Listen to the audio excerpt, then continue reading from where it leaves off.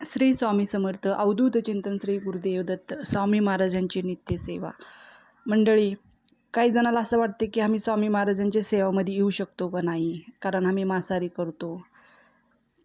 काही जण मांसाहारी करून करते तरी पण ते म्हणतात आमच्या घरात सगळं चांगलं आहे, आम्ही मांसाहारी करून स्वामी महाराजांची सेवा करतो.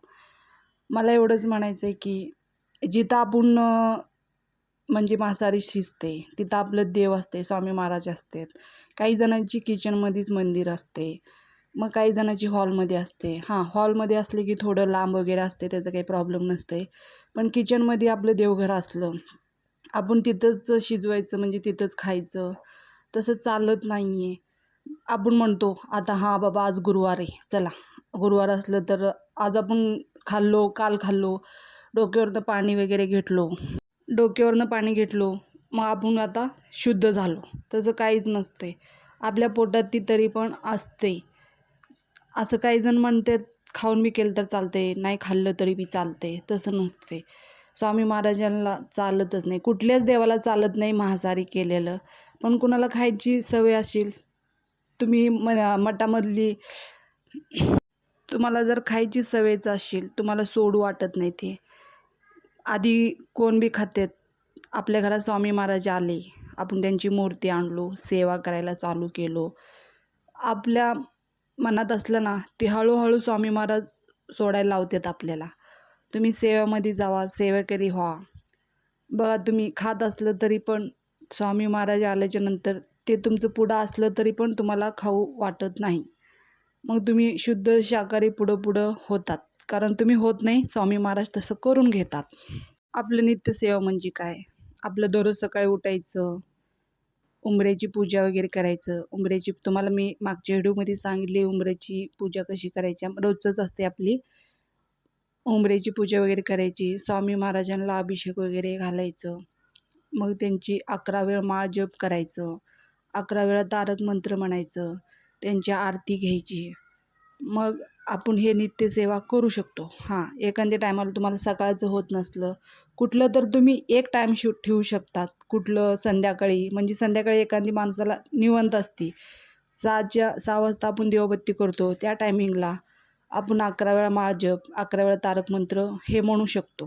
सकाळी एक का होईना तुम्ही एक माळ करायचं, 3 वेळा तारक मंत्र म्हणायचं, संध्याकाळी 11 वेळा म्हणायचं आणि सकाळी 3 वेळा म्हणायचं तारक मंत्र. काही जण असं म्हणतात की आम्हाला होत नाही नित्यसेवा, आम्ही बाहेर कामाला जातो, ऑफिसला जातो, मग तसं चालतंय का?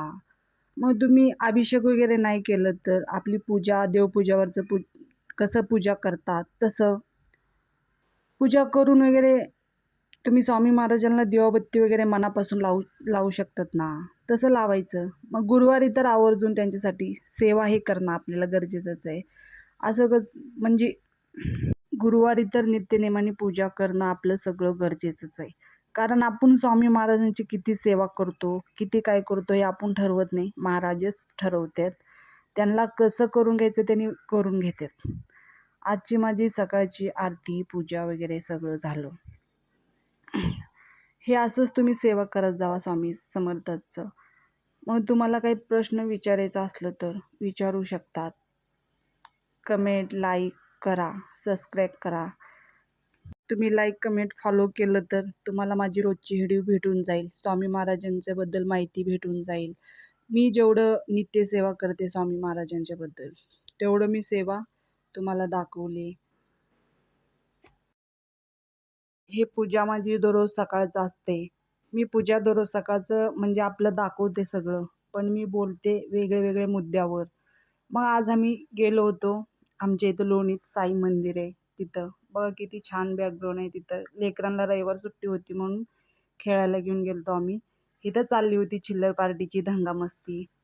बघा, सगळे पोरं मिक्स झाले ना, त्यांच्या डोक्यात कधी काय येते हे सांगताच येत नाही. आमची बिल्डिंगमधले बाया म्हणले चला आज कुठं तर लेकरांना घेऊन फिरायला जाऊ. मग आम्ही गेलो होतो. मग हे आमची सगळी बिल्डिंगमधली चिल्लर पार्टी. एवढे पोरं आहेत, ह्याच्यामध्ये एक तर पोरगी दिसती का तुम्हाला? कुणाला पोरीच नाहीत, सगळ्यांना 2-2 पोरं. इथं चालली होती माझी फोटो काढ आणि तुझं फोटो काढ. जायची वेळ झाली तरी पण निघायला तयार नाही. तेवढंच घरी जाऊन पोचलो. आईची फोन आली. ती बोलत होती व्हिडिओ कॉलवर. तीच गेली ती सिद्धटेकला. ती आईची माया हळू असते ना, त्याच्यामुळं ती व्हिडिओ कॉल करून